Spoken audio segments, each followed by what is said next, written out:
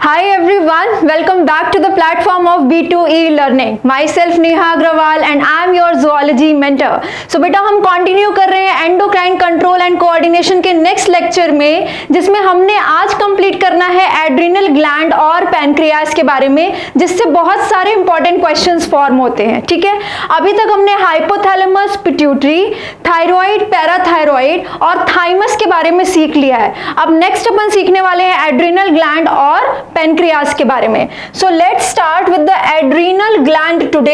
Adrenal gland के बारे में पढ़ेंगे बेटा आज। एड्रिनल ग्लैंड आपको पता है, सबसे पहले हम जब भी कोई ग्लैंड करते हैं तो हम उसमें लोकेशन सीखने की कोशिश करते हैं। आपने एड्रिनल ग्लैंड में ऐसा कुछ स्ट्रक्चर देखा होगा एनसीईआरटी में। तो सबसे पहले देखते हैं बेटा ये एड्रिनल ग्लैंड की लोकेशन क्या है हमारी बॉडी में। बेटा कोई ग्लैंड पढ़ने से पहले ये तो पता हो ना वो हमारी बॉडी में कहाँ पे रखा हुआ है। ठीक है, तो बेटा ये जो एड्रिनल ग्लैंड है, ये वाला डायग्राम देख रहे हो, ये किडनी है। किडनी के ऊपर हमने टोपी जो बना रखी है ना, ये टोपी है एड्रिनल ग्लैंड। तो ऐसे बेटा आपकी जो किडनी है, किडनी तो आपके पास दो है, तो दोनों किडनी पे बेटा एक एक टोपी पहना दो ऐसे। ठीक है, एक एक टोपी लगा दो। ये जो टोपी होती है ये फ्लैट पिरामिड लाइक स्ट्रक्चर होता है, एक फ्लैट पिरामिड जैसा स्ट्रक्चर होता है। ठीक है, अब इसी टोपी को अपन कहते हैं एड्रिनल ग्लैंड। और बेटा इस एड्रिनल ग्लैंड के भी दो हिस्से होते हैं, एक तो बाहर का हिस्सा और एक अंदर का हिस्सा। ठीक है, मैंने तुमको सिखाया था कि किसी भी चीज के बाहर के रीजन को कहा करो कॉर्टेक्स और अंदर के रीजन को कहा करो मेडुला। सो किसी भी चीज का ये हो जाता है, बाहर का रीजन जो पेरीफेरी पे होता है वो कॉर्टेक्स और अंदर वाला रीजन हो जाता है बेटा medulla.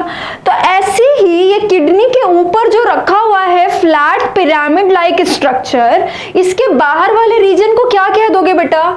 Adrenal cortex. Adrenal gland का कॉर्टेक्स। और अंदर वाले रीजन को क्या कह दोगे बेटा? Adrenal medulla. ये हो गया एड्रिनल मेडुला। ठीक है, ये हो गया एड्रिनल कॉर्टेक्स और मेडुला। आप लिखो इसकी लोकेशन कहाँ पे? लोकेशन हो जाएगी बेटा, किडनी जहां रखी है, किडनी आपके एब्डोमिनल कैविटी में रखी है, तो एब्डोमिनल कैविटी में ही होगा ये वाला ग्लैंड भी। एब्डोमिनल कैविटी के साथ साथ आपको पता है किडनी बैक साइड पे रखी है, तो ये भी बैक साइड में होंगे। सो ऑन बैक साइड बेटा, एब्डोमिनल कैविटी में बैक साइड पे ऑन टॉप ऑफ किडनी पड़े हुए हैं एड्रिनल ग्लैंड। ठीक है, और आपने ये भी सीखा है बेटा कि जो ग्लैंड्स होते हैं वो मास्टर ग्लैंड के कंट्रोल में होते हैं। और मास्टर ग्लैंड कौन सी है अपने पास? Pituitary gland. तो पिट्यूटरी ग्लैंड हार्मोन्स के फॉर्म में कुछ मैसेज भेजती है इन ग्लैंड्स के पास, तब ये अपना काम करते हैं। तो इसके पास भी भेजेंगे बेटा।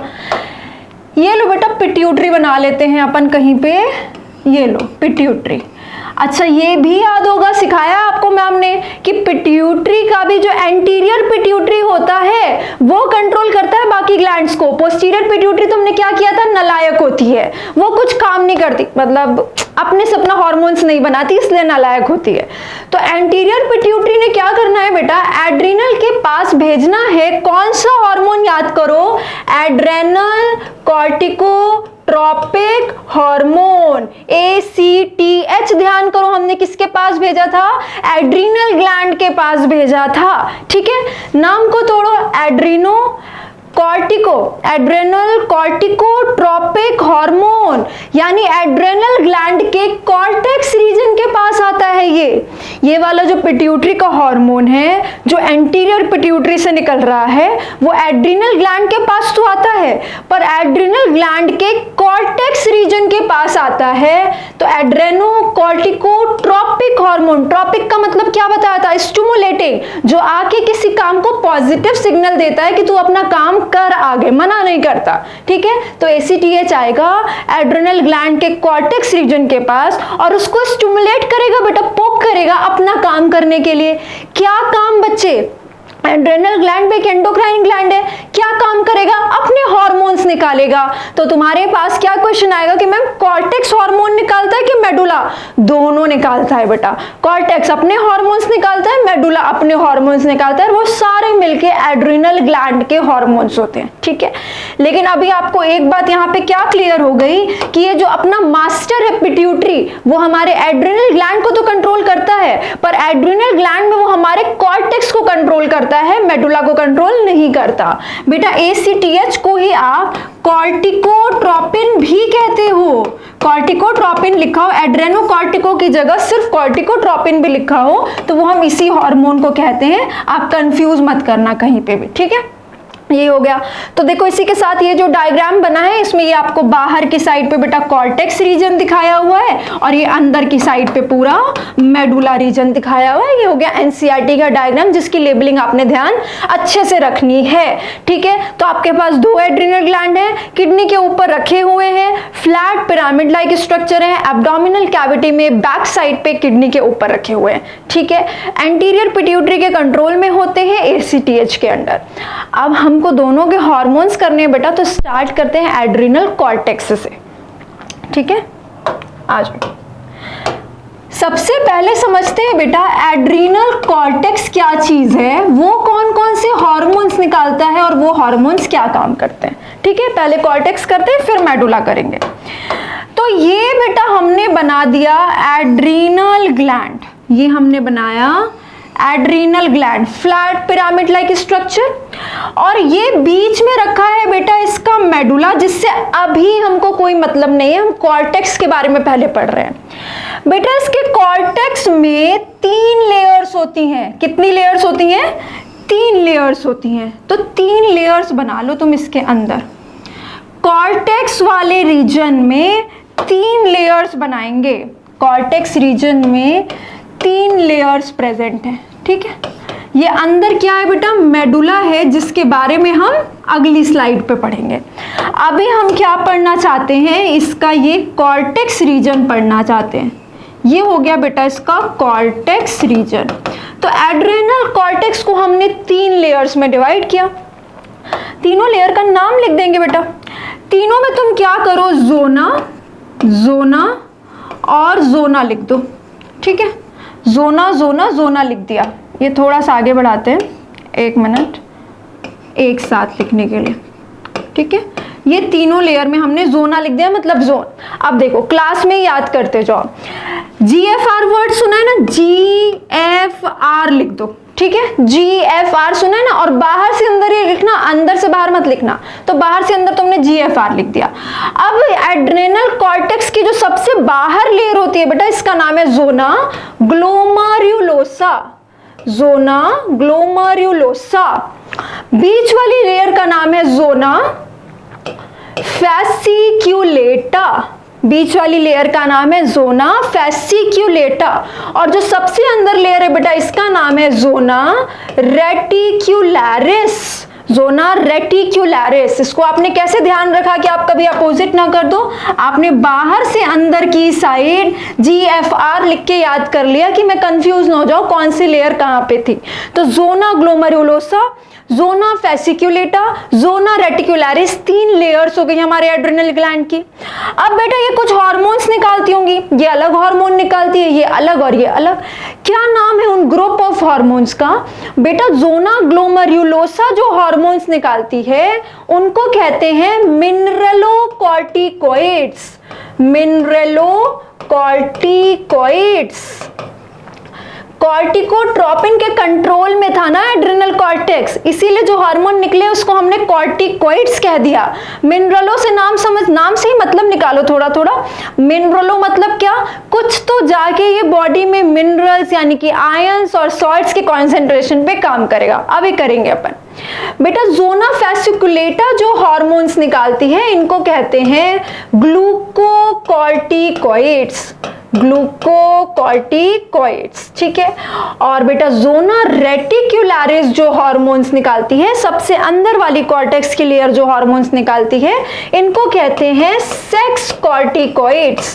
Sex corticoids. तो सबके सामने देखो हमने कॉर्टिकॉइड कॉर्टिकॉइड कॉर्टिकॉइड लगाया, मिनरलोकॉर्टिकॉइड, ग्लूकोकॉर्टिकॉइड, सेक्स कॉर्टिकॉइड्स। अब इसकी बस एक एक एग्जांपल याद करेंगे। क्या क्या एग्जांपल याद करेंगे? ये देखो, मिनरलोकॉर्टिकॉइड में आपको एक हार्मोन याद रखना है, एल्डोस्टेरोन। एल्डोस्टेरॉन। कौन सा हार्मोन? एल्डोस्टेरॉन। नाम याद आया एल्डोस्टेरॉन का? हम रास सिस्टम पढ़ चुके हैं, ठीक है, फिर से आपको इसका काम याद दिलाऊंगी। ग्लूकोकॉर्टिकॉइड में आपको याद रखना है कॉर्टिसोल हार्मोन, कॉर्टिसोल हार्मोन। और बेटा सेक्स कॉर्टिकॉइड्स जो यहां से एड्रिनल ग्लैंड से निकलते हैं वो होते हैं एंड्रोजेंस। अच्छा, एंड्रोजेंस से तुमको याद आया होगा कि मैम एंड्रोजेंस तो मेल सेक्स हार्मोन्स के ग्रुप को कहते हैं, तो यहीं पे लिख देती हूं मेल सेक्स हार्मोन। तो अब तुम्हें थोड़ी सी कंफ्यूजन हो गई होगी, तुम बोलोगे कि मैम ये तो एड्रिनल ग्लैंड है, ये तो मेल के पास भी है फीमेल के पास भी है, और आप कह रहे हो उसमें से मेल सेक्स हार्मोन्स आते हैं।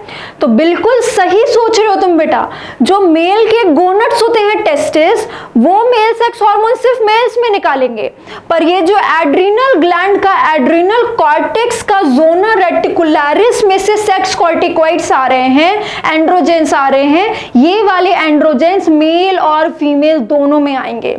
कैसे काम करेंगे ये भी मैं आपको सिखाऊंगी, ठीक है। ये हो गया।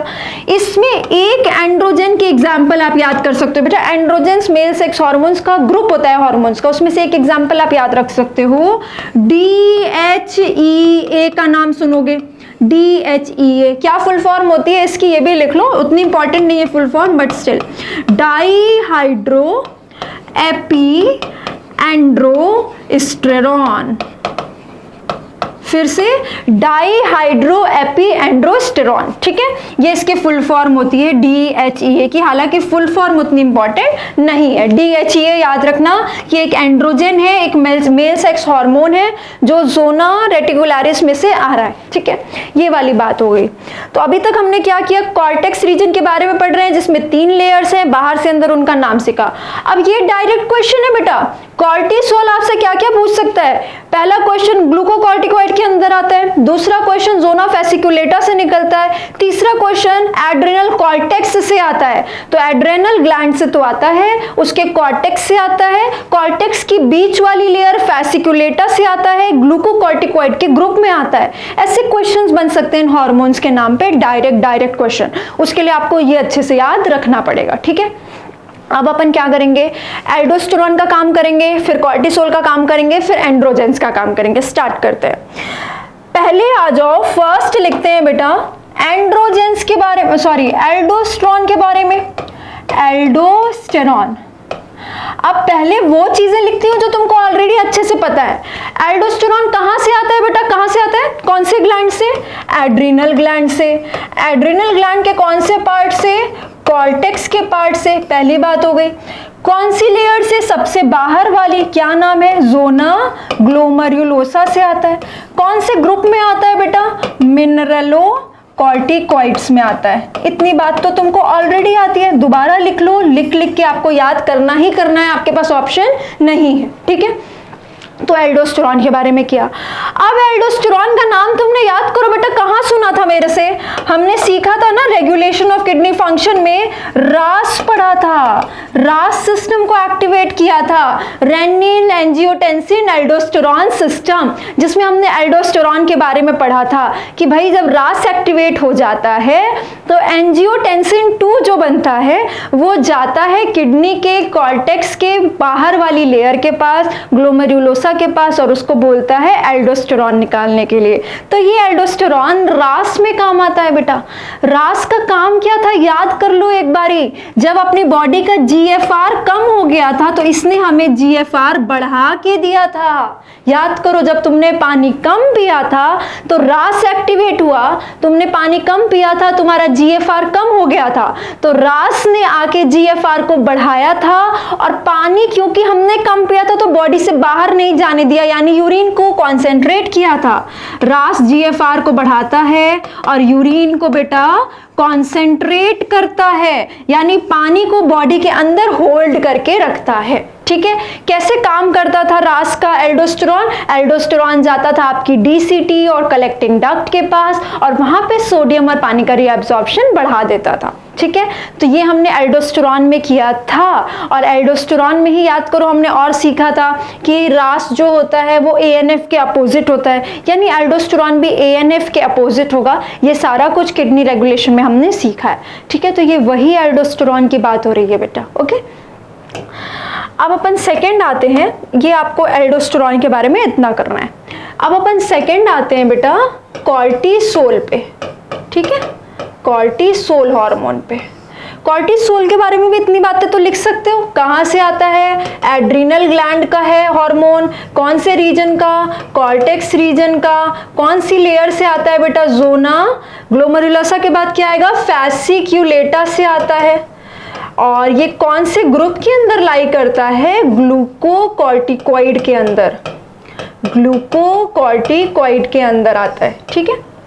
यानी कि ग्लूकोज के साथ कुछ कर रहा है ये कॉर्टिकॉइड, ग्लूकोज के साथ में कोई काम कर रहा है।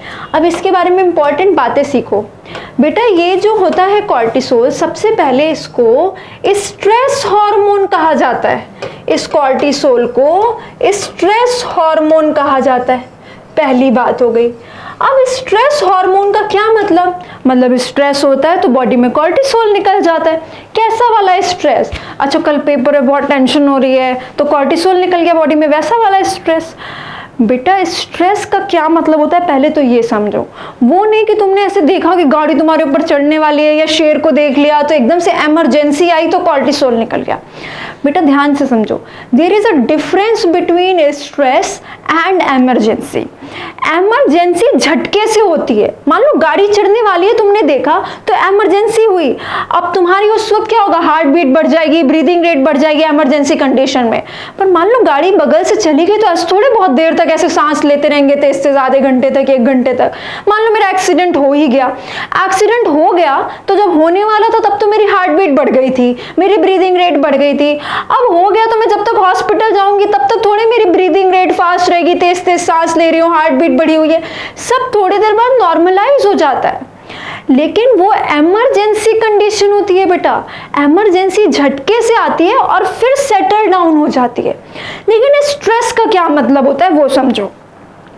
स्ट्रेस का मतलब होता है बेटा आपकी बॉडी का कंफर्ट जोन से बाहर निकलना। आपको ठंड लग रही है आप कंफर्ट जोन से बाहर हो, आपको गर्मी लग रही है आप कंफर्ट जोन से बाहर हो, आपने बेमतलब के 2 दिन पता नहीं क्या सोच के खाना नहीं खाया, मम्मी ने आज डांट दिया 2 दिन खाना नहीं खाया, कि अब वो खाना आप नहीं खा रहे तो आपकी बॉडी अंदर स्ट्रेस में है बेटा। थोड़ी सी चोट लग गई, मान लो मेरे पैर में चोट लग गई, एक्सीडेंट हो गया, मैं हॉस्पिटल में हूं, तो अगर ऐसा हुआ तो जब तक वो चोट हील नहीं हो जाएगी बेटा मेरी बॉडी में अंदर स्ट्रेस हो रहा है।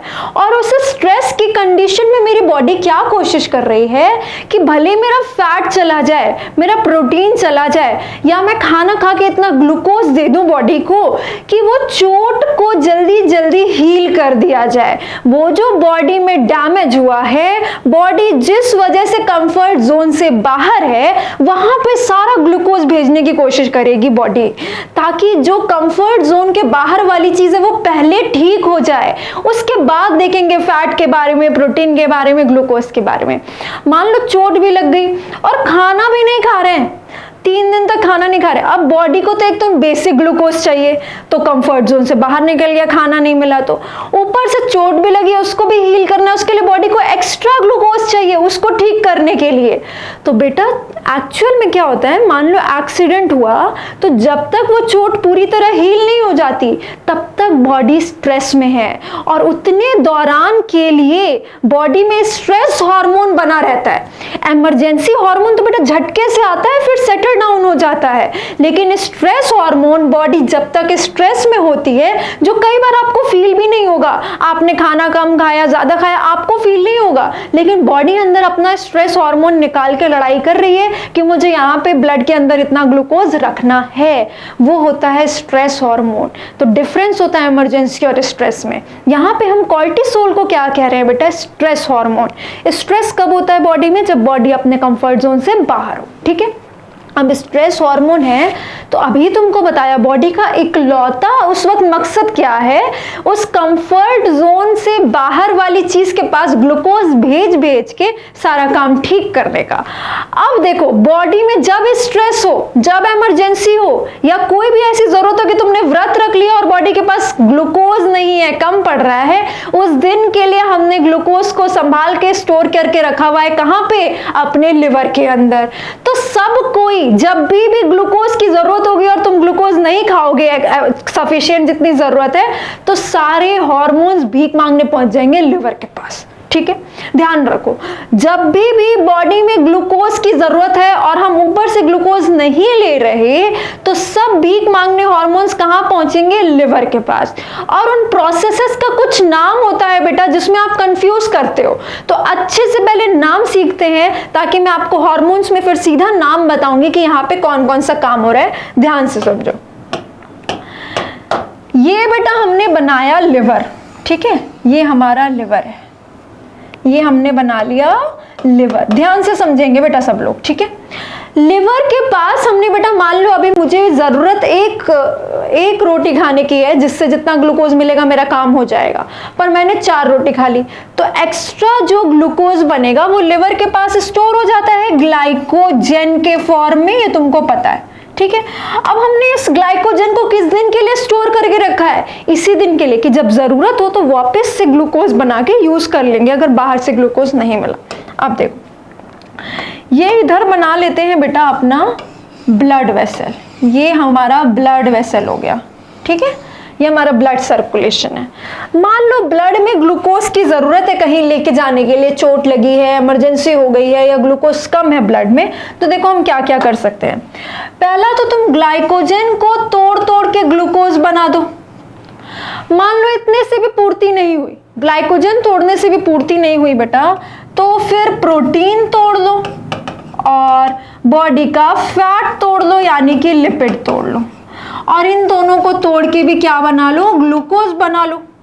इन दोनों को तोड़ के ग्लूकोज बना लो। अब इन प्रोसेसेस का नाम सीखो।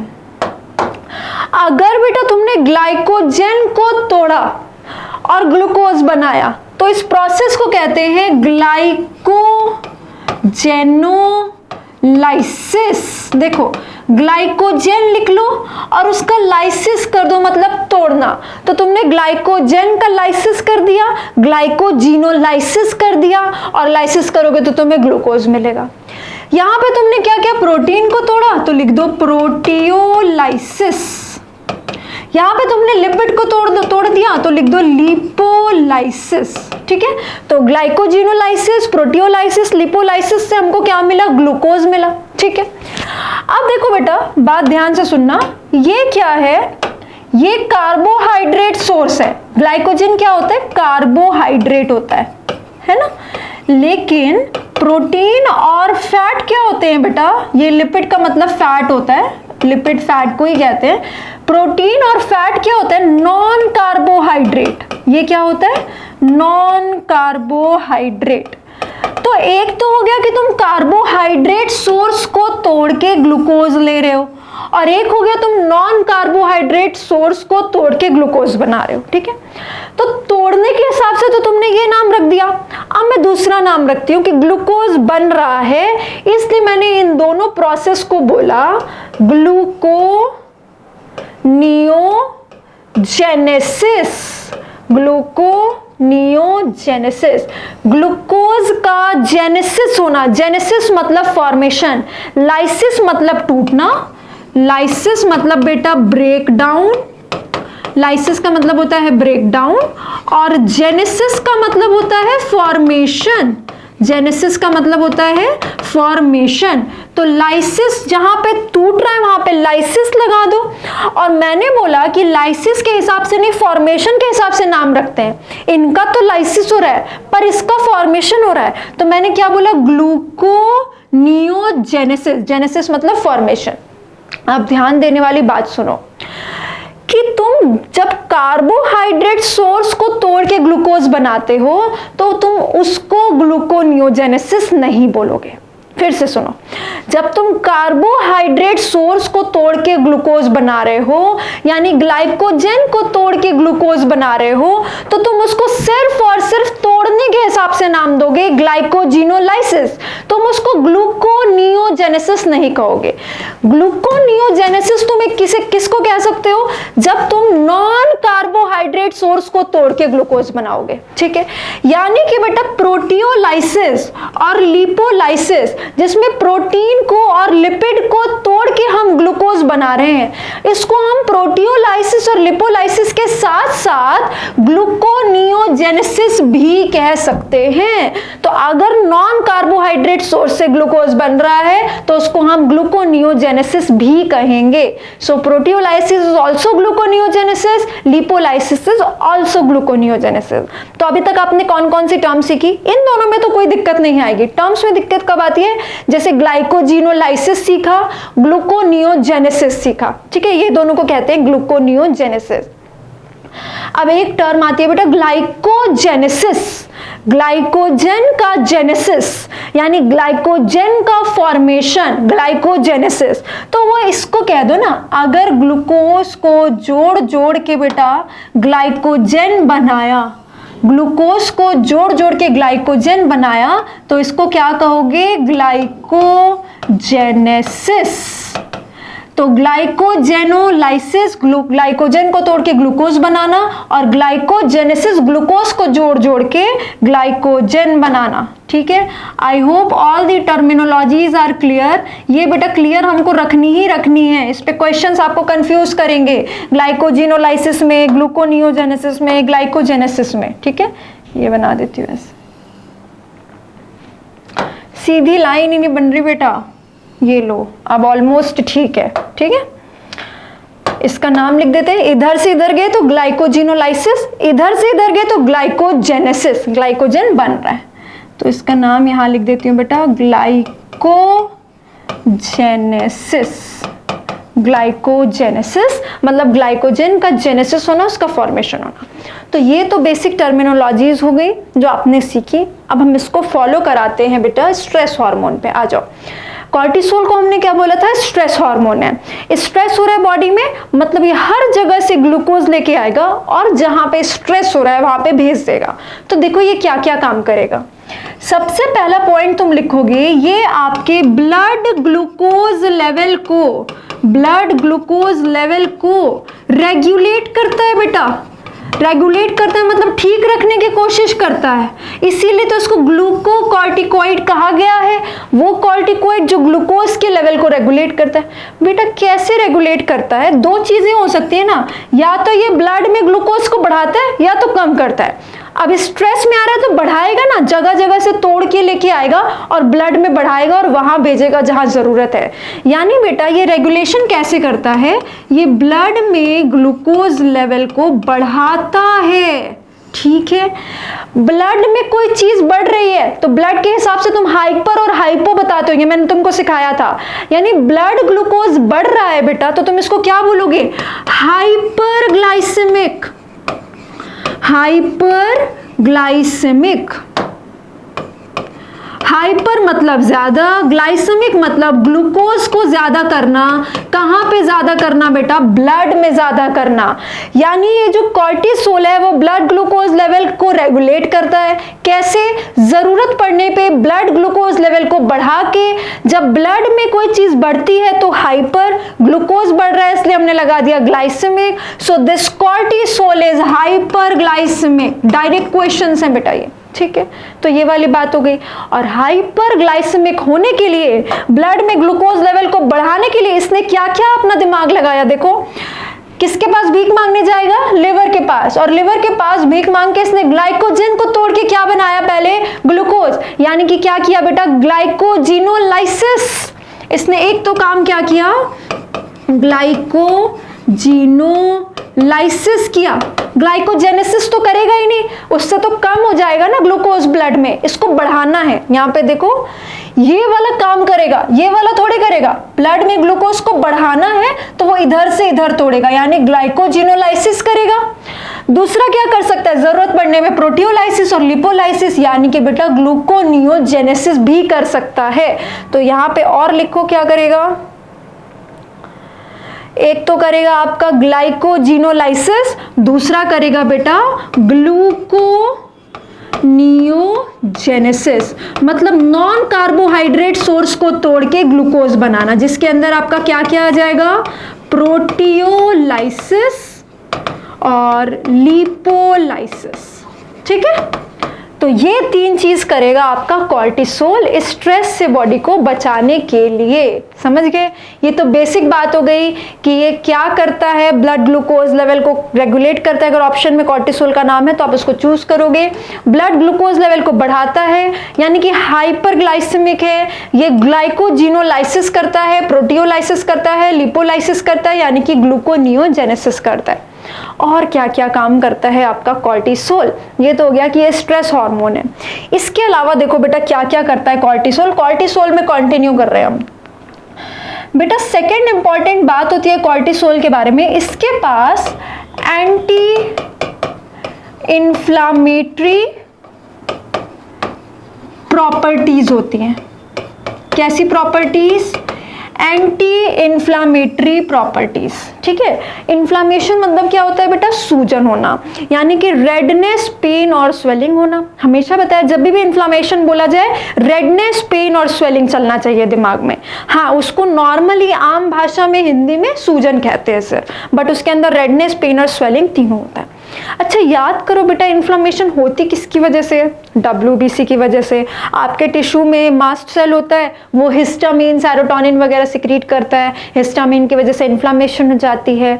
आपके ब्लड में WBC है, बेसोफिल, बेसोफिल भी वही सेम काम करता है, जरूरत पड़ने पे हिस्टामिन, सेरोटोनिन, हेपारिन सब कुछ सिक्रीट कर सकता है, और हिस्टामिन क्या करता है? इन्फ्लामेशन करता है। तो मान लो इन्फ्लामेशन हो रखी है किसी एरिया में, तो वहां पे बेटा डॉक्टर्स क्या करते हैं, ये जो कॉर्टिसोल होता है ना, अभी हम आगे क्लासिफिकेशन करेंगे कि ये कौन से टाइप के हार्मोन्स हैं, पर ऐसे इन जनरल आपने बहुत कॉमनली सुना होगा स्टेरॉइड हार्मोन्स के बारे में, बहुत ज़्यादा सुना होगा कि एक्सेस स्टेरॉइड हार्मोन्स नहीं यूज़ करने चाहिए। स्किन के जो भी डॉक्टर्स होते हैं वो स्टेरॉइड हार्मोन ज़्यादा प्रेस्क्राइब करते हैं। स्टेरॉइड हार्मोन ज़्यादा यूज़ करने से प्रॉब्लम्स हो सकती है, साइड इफेक्ट्स हो सकते हैं। तो अपन हम उसी की बात कर रहे हैं। ये जो कॉर्टिसोल है ये एक टाइप का स्टेरॉइड हार्मोन होता है बेटा, और इसमें एंटी इन्फ्लेमेटरी प्रॉपर्टीज होती हैं। तो कुछ डिजीजेस होती हैं, let's say rheumatoid arthritis. Arthritis में क्या होता है? ज्वाइंट्स में इन्फ्लेमेशन हो जाती है, सूजन हो जाती है। तो डॉक्टर्स क्या करते हैं, उस सूजन से, इन्फ्लेमेशन से रिलीफ पाने के लिए स्टेरॉइड की ट्यूब्स लिख के देते हैं। ठीक है, स्टेरॉइड के जेल्स आते हैं जिसमें कॉर्टिसोल होता है, उसको लगाने से क्या होता है बेटा? इन्फ्लेमेशन थोड़ी कम हो जाती है। तो इसीलिए क्या हो गया? Anti inflammatory. ये कॉर्टिसोल एक स्टेरॉइड है, इसकी जेल्स बनती हैं बेटा, जिसको डॉक्टर यूज करने के लिए देते हैं इन्फ्लेमेशन का एंटी करने के लिए, मतलब इन्फ्लेमेशन को ठीक करने के लिए, सूजन को ठीक करने के लिए, रिलीफ पाने के लिए। लेकिन डॉक्टर्स ये भी कहते हैं कि इन जेल्स का ज्यादा यूज नहीं करना है। वो क्यों बेटा? सीखो। एंटी इन्फ्लेमेटरी है मतलब क्या? इन्फ्लेमेशन हुई होती है हिस्टामिन की वजह से, और हिस्टामिन आता है बेटा बेसोफिल की वजह से। तो तुम जहां पे इसको लगाओगे, लेट्स से ये कोई एरिया है र्यूमेटॉइड आर्थराइटिस में, लेट्स से घुटनों पे सूजन हो रखी है, तो यहाँ पे बेटा इसके नीचे जो भी ब्लड वेसल्स चल रही होंगी, उसमें जो भी बेसोफिल्स होंगी, उन्होंने हिस्टामिन निकाल रखा है। अब स्टेरॉइड लगाने से क्या होता है? स्टेरॉइड अप्लाई करने से, कॉर्टिसोल की जेल अप्लाई करने से क्या होता है? ये बेसोफिल मरने लगते हैं। ठीक है, तो ये हिस्टामिन का सिक्रीशन यहाँ पे कम हो जाएगा, तो बेसोफिल कम होगा तो हिस्टामिन भी कम हो जाएगा, तो इन्फ्लेमेशन कम हो जाएगी बेटा, सूजन कम हो जाएगी। तो बहुत अच्छी बात है। ऐसा किसके केस में करते हैं? जैसे र्यूमेटॉइड आर्थराइटिस के केस में करते हैं, इन्फ्लेमेशन से रिलीफ पाने के लिए। पर मान लो तुमने इसका एक्सेस यूज किया तो कुछ ज्यादा ही बेसोफिल नहीं मरने लग जाएंगी। और ये बेसोफिल होती क्या है? एक टाइप की WBC ही तो होती है। अब तुम WBC को कम किए जा रहे हो, कम किए जा रहे हो, मारे जा रहे हो। और WBC तुमको क्या देता है? इम्यूनिटी देता है बेटा। हमारी बॉडी में WBC हमको क्या देता है? इम्यूनिटी देता है। तो तुम WBC को कम कर रहे हो। देखो, इन्फ्लेमेशन को कम करने के लिए तुम हिस्टामिन कम करवा रहे हो, मतलब तुम बेसोफिल को कम कर रहे हो, मतलब तुम WBC को कम कर रहे हो, यानी कि तुम अल्टीमेटली बेटा अपनी इम्यूनिटी को कम किए जा रहे हो। इसीलिए इसका एक्सेस यूज नहीं करना है, थोड़ा बहुत यूज कर लेंगे, जिससे थोड़े बहुत बेसोफिल मरेंगे, थोड़े बहुत WBC मरेंगे और इन्फ्लेमेशन में आराम मिलेगा।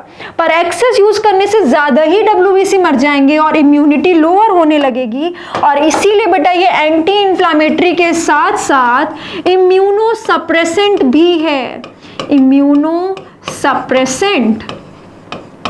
तो cortisol is stress hormone, cortisol has anti inflammatory properties and cortisol has immunosuppressant properties as well, और इसीलिए excess use is avoided. Excess use of steroids like cortisol, for example cortisol is avoided, avoid किया जाता है इनका excess use. ठीक है, ये वाली बात हो गई. इम्यूनोसप्रेसेंट होता है और एंटी इन्फ्लेमेटरी प्रॉपर्टीज होती हैं इसके पास, रूमेटॉइड आर्थराइटिस जैसे केसेस में यूज किया जाता है. तो ये दो बातें और हो गई हमारे कॉर्टिसोल से रिलेटेड. इसके अलावा बेटा एनसीईआरटी ने कुछ और भी लाइंस लिखी हैं कि कॉर्टिसोल का कुछ इफेक्ट होता है on, cortisol has effects on cardiovascular function, cardiovascular function and kidney functions.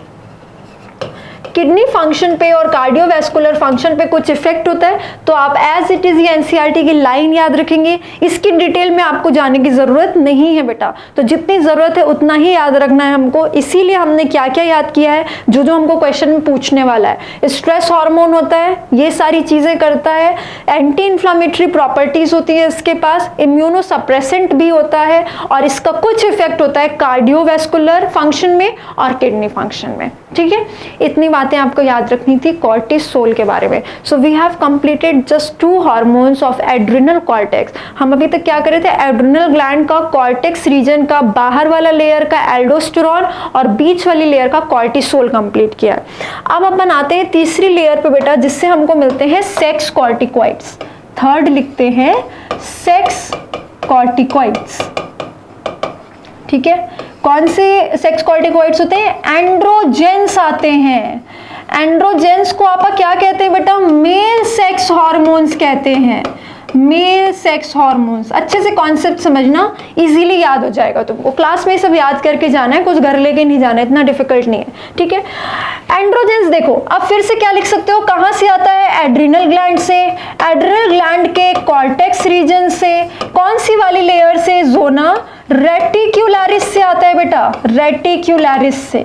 कौन से ग्रुप के अंदर आता है, सेक्स कॉर्टिकॉइड्स के अंदर. कौन से हार्मोन से, एंड्रोजेंस, जिसकी कौन सी एग्जांपल पढ़ी है आपने, DHEA. DHEA एक एग्जांपल पढ़ी है. ठीक है, ये वाली बात हो गई. अब आते हैं मेल सेक्स हार्मोन्स पे. तो तुमने बिल्कुल सही समझा था बेटा, जो मैंने तुमको पहले भी बताया था कि जो गोनट्स से, टेस्टिस से मेल सेक्स हार्मोन आते हैं वो तो सिर्फ मेल्स में आएंगे. बट बेटा किडनी तो दोनों के पास है, किडनी के ऊपर टोपी तो दोनों में लगी है, मेल में और फीमेल में. यानी एड्रिनल ग्लैंड तो मेल और फीमेल दोनों के पास है. यानी एड्रिनल ग्लैंड वाला जो एंड्रोजन है बेटा, ये जो मेल सेक्स हार्मोन है, ये मेल और फीमेल दोनों में आता है. ठीक है, तो अपन बना लेते हैं कि ये मेल में क्या करता है, फीमेल में क्या करता है. मेल में भी होता है, फीमेल में भी होता है.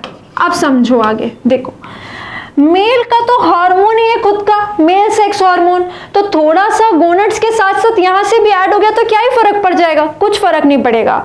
जैसा कि आप करते हो कि गोनट्स से जो मेल सेक्स हार्मोन आते हैं, लाइक टेस्टोस्टेरोन, लाइक DHEA, जिनको आप एंड्रोजेंस कहते हो, वो मेल्स में सेकेंडरी सेक्सुअल कैरेक्टर डेवलप करते हैं, स्पर्मेटोजेनेसिस में गैमीट बनाने में हेल्प करते हैं.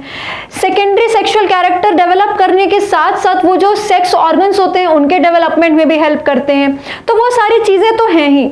उसी में थोड़ा सा यहाँ से भी हार्मोन ऐड हो जाएगा ब्लड में, ब्लड में ही तो जा रहा है, जितना घूम रहा था उसमें से थोड़ा सा और ऐड होके घूमेगा.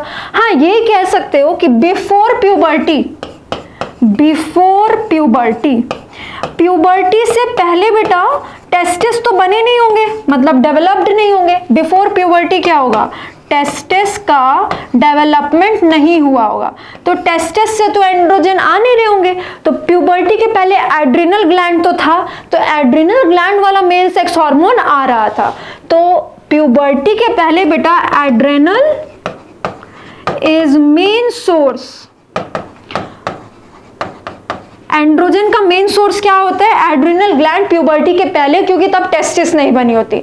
लेकिन आफ्टर प्यूबर्टी क्या हो जाएगा, आफ्टर प्यूबर्टी आफ्टर प्यूबर्टी तो बेटा टेस्टिस का डेवलपमेंट हो गया है, जब टेस्टिस का डेवलपमेंट हो गया है तो अब मेन सोर्स टेस्टिस हो जाएगा, ये बस उसमें थोड़ा थोड़ा सा ऐड कर देगा, मेन सोर्स इज टेस्टिस, ठीक है, बस ये उसमें थोड़ा ऐड कर देगा, कोई दिक्कत नहीं होगी। और करता क्या है एंड्रोजन, मेल्स में सेकेंडरी सेक्सुअल कैरेक्टर डेवलप करता है। अब बात आती है फीमेल की, कि फीमेल की बॉडी में ऐसे तो हम मेल सेक्स हार्मोन्स नहीं घुमा सकते, क्या करेंगे उसका, क्योंकि वो तो मेल सेक्सुअल कैरेक्टर को, मेल सेकेंडरी सेक्सुअल कैरेक्टर को डेवलप कराता है। तो फीमेल की बॉडी क्या करेगी बेटा, फीमेल की बॉडी को जो भी इधर उधर का फालतू हार्मोन्स मिलेंगे वो उसको अपने हार्मोन में कन्वर्ट कर लेती है। फीमेल की बॉडी में एड्रिनल कॉर्टेक्स के सेक्स कॉर्टिकॉइड्स जो आएंगे, एंड्रोजन जो आएंगे, वो उस एंड्रोजन को, फीमेल की बॉडी इस वाले एंड्रोजन को एस्ट्रोजन में कन्वर्ट कर लेगी, ठीक है, फीमेल की बॉडी एंड्रोजेंस को अपने हार्मोन में कन्वर्ट कर लेगी, एस्ट्रोजन में। अब ये तो फीमेल का खुद का हार्मोन है तो इसको कोई दिक्कत नहीं होगी। जैसे इसके खुद के हार्मोन्स क्या कर रहे हैं, फीमेल के सेकेंडरी सेक्सुअल कैरेक्टर डेवलप कर रहे हैं, वैसे ही इसका ये एस्ट्रोजन भी ब्लड में घूमने लगेगा, ऐड हो जाएगा, उसी में ऐड करेगा, oogenesis में हेल्प करेगा यानी एग फॉर्मेशन में, उसके अलावा फीमेल के सेकेंडरी सेक्सुअल कैरेक्टर में ऐड करेगा, ऐसे सब घूमता रहेगा। फीमेल का खुद का हार्मोन बन चुका है, अब ये जो इसके खुद के हार्मोन्स काम कर रहे हैं उसी में ये भी मिलके काम कर रहा है, ठीक है, कोई दिक्कत नहीं आएगी। अब आते हैं बेटा, दिक्कत आती है कि जब अगर एड्रेनल ग्लैंड का डैमेज हो जाए, कंडीशंस लो जिस पे और क्वेश्चंस बनते हैं, एड्रीनल ग्लैंड का जो कॉर्टेक्स रीजन है बेटा, मान लो उसका डैमेज हो जाए, एड्रिनल कॉर्टेक्स का डैमेज हो जाए, ठीक है, कॉर्टेक्स की बात करें, ध्यान रखना, कॉर्टेक्स का डैमेज हो जाए तो देखो क्या क्या दिक्कत आएगी। पहले तो मिनरलोकॉर्टिकॉइड कम हो जाएंगे, मतलब एल्डोस्टेरॉन कम हो जाएगा बॉडी में। दूसरा क्या होगा बेटा, कॉर्टिसोल भी कम हो जाएगा। अब ग्लूकोज को कौन रेगुलेट करेगा, अगर कॉर्टिसोल कम हो गया तो ये भी कम हो जाएगा। और तीसरा बेटा, एंड्रोजेंस भी तो कम हो जाएंगे, पर इसके कम होने से ज्यादा फर्क नहीं पड़ेगा क्योंकि इसके लिए गोनेट्स हैं बेटा हार्मोन्स निकालने के लिए, कोई दिक्कत नहीं है। ये तो वैसे भी एडिशनल ही था, एडिशनल नहीं आएगा तो भी बॉडी को जितनी रिक्वायरमेंट है उतना काम गोनेट्स के सेक्स हार्मोन्स से हो जाएगा, वो अपना एंड्रोजन और अपना एस्ट्रोजन निकाल रहे हैं, ठीक है। तो अगर ये वाला काम नहीं भी हुआ तो कोई दिक्कत नहीं है, लेकिन दिक्कत आएगी इन दोनों के कम होने से। करो बेटा, साथ साथ आ जाओ। एल्डोस्टेरॉन कम हो गया तो रास चलेगा क्या बेटा, रास ही नहीं चलेगा, यानी तुमने पानी कम पिया, जीएफआर कम हो गया तो जीएफआर नहीं बढ़ पाएगा, यानी कि वाटर एंड आयंस के रेगुलेशन में दिक्कत आएगी, नहीं हो पाएगा, ठीक है।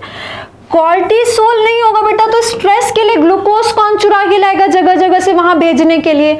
अगर ब्लड में ग्लूकोज ही कम हो गया, इसका काम था ब्लड ग्लूकोज को बढ़ाना, अब ये अपना काम नहीं कर पाएगा क्योंकि ये है ही नहीं या कम प्रोड्यूस कर रहा है, कॉर्टेक्स को डैमेज हो गया, कॉर्टेक्स में चोट लगी जिसकी वजह से कॉर्टिसोल कम आया तो ब्लड ग्लूकोज लेवल अब उतना नहीं बढ़ पाएगा, कम हो जाएगा। बेटा ब्लड में ग्लूकोज अगर कम हो गया, ब्लड का ग्लूकोज अगर कम हो गया इसके डैमेज से तो क्या दिक्कत आएगी, आपको थकान फील होगी, फटीग फील होगा, वेरी इंपॉर्टेंट।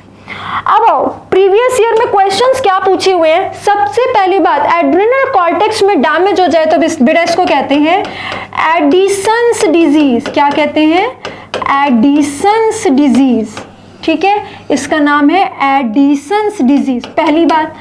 दूसरा पूछता है कि एडिसन डिजीज हो गया, एड्रिनल कॉर्टेक्स में डैमेज हो गया तो क्या बंदे को थकान होगी, बिल्कुल होगी।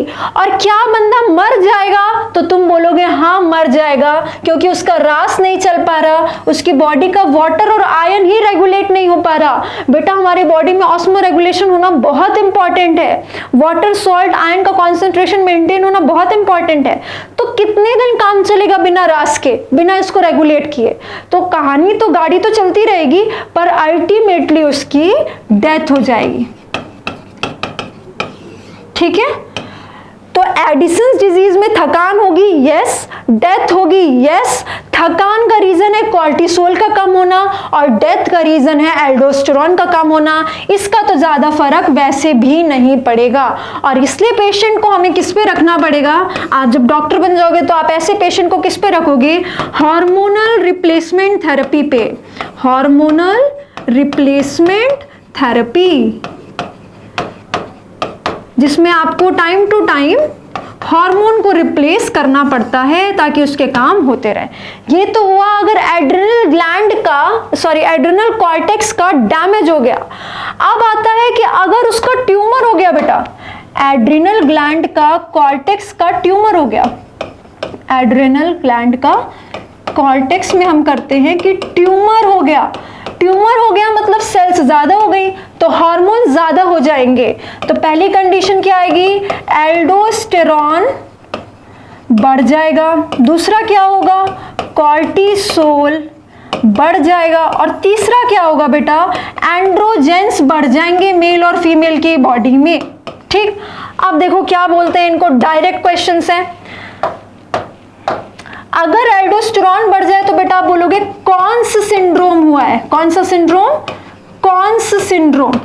ठीक, अगर कॉर्टिसोल बढ़ गया तो आप बोलोगे कुशिंग्स सिंड्रोम हुआ है, दिस इज कुशिंग्स सिंड्रोम। तो कॉन्स और कुशिंग में कंफ्यूज नहीं करना है।